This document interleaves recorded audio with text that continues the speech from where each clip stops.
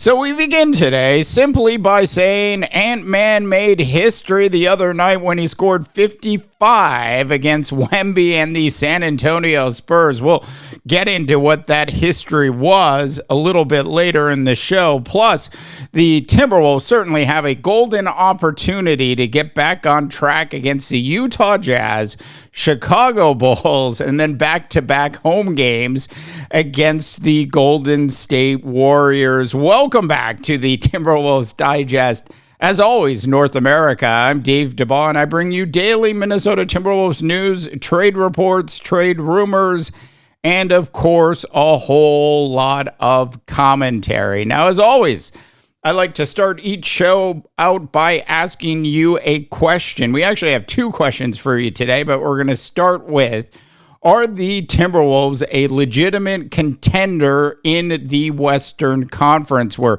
27-16, and while we lost both games in the state of Texas, I personally believe that this Timberwolves team, which went to back-to-back Western Conference finals, assuming everybody's healthy and some sort of point guard move is made, I believe this Timberwolves can three-peat, at least in the respect to making it to a Western Conference Finals for a third year in a row.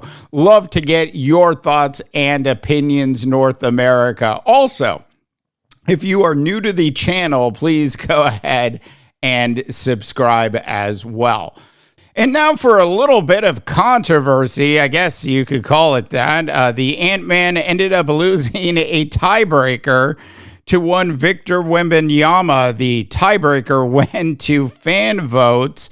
And when we talk about the season that the Ant-Man is having, is clearly having an MVP caliber season at this point, at the very least, should be included in the MVP conversation, and not to take anything away from Wemby and or Steph Curry.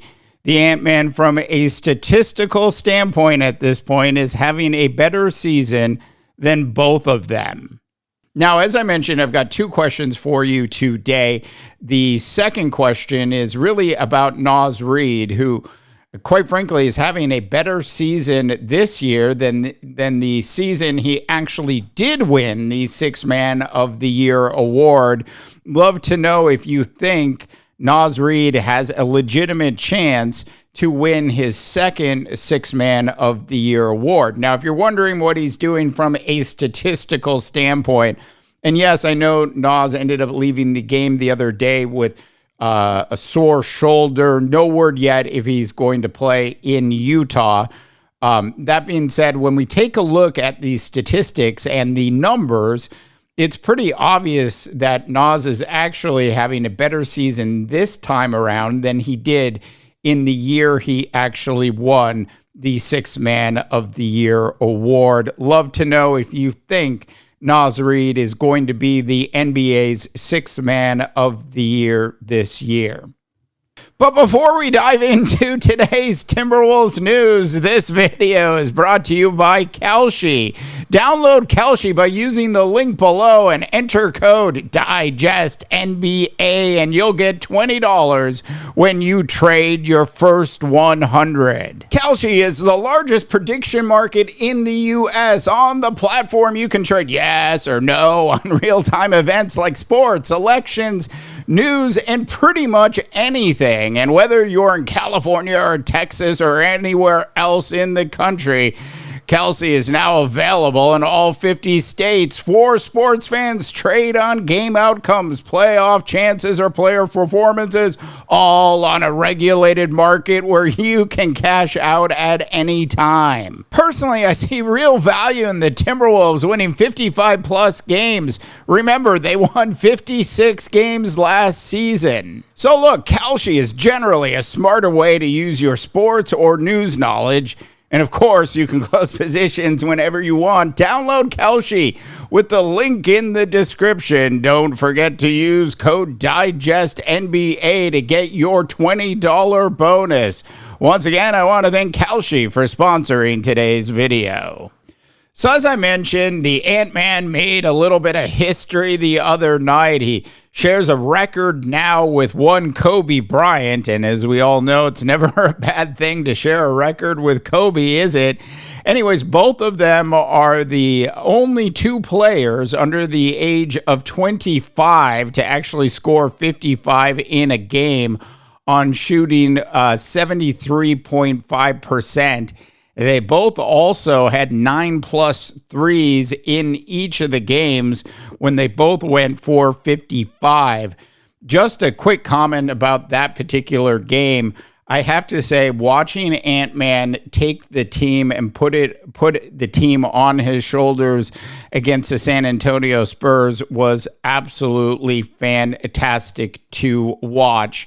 Now, I mentioned Naz Reid potentially being the sixth man of the year this particular year. And when we take a look back at the stats for him so far this season, it is pretty amazing what he's actually doing coming off of the bench. 14.5 points, 6.1 rebounds, and 2.4 assists per game. Field goal shooting percentage of 47.4%.